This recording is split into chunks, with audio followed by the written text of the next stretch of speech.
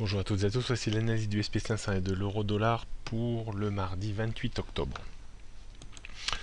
Le SP500 reste toujours dans sa dynamique de reprise depuis son double point bas à 1813 points. Le débordement de 1925-1940 remet le SP500 dans le sens de la marche en direction des 1970-2000 points.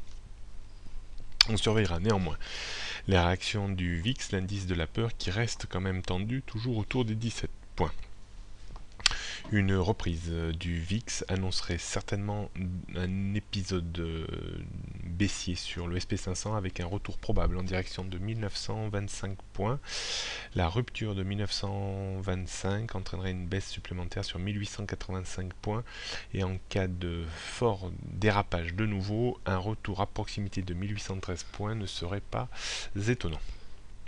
On surveillera bien entendu la Fed aujourd'hui et demain pour voir un petit peu son attitude quant à l'arrêt du quantitative easing et au prochain relèvement des taux d'intérêt.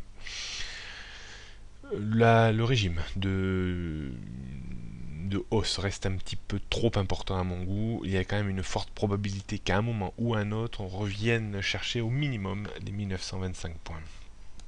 Donc on note une grosse zone de résistance, 1970-2000 points, qui sera compliqué quand même à déborder dans l'immédiat. Support 1925, 1900, 1885, 1813 et 1800 points. On peut considérer que la tendance est repassée du bon côté de la barrière au-dessus de 1925 points, mais toujours jeter un coup d'œil du côté du VIX.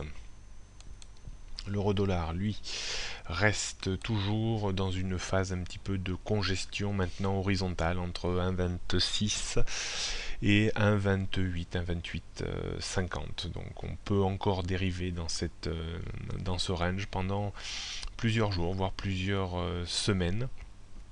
Donc on peut dire simplement que au-dessus de 1,2575, 1,26, pas de risque dans l'immédiat de rechute importante vers 1,25 voire plus bas, c'est-à-dire peut-être 1,20 à échéance fin d'année, début d'année prochaine.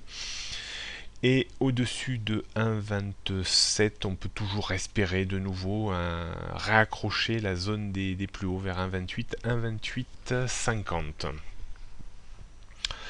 Donc 1,28, 1,28,50, 1,29, 1,30 sont les grosses résistances du moment. 1,26, 1,25,75 la grosse zone de support.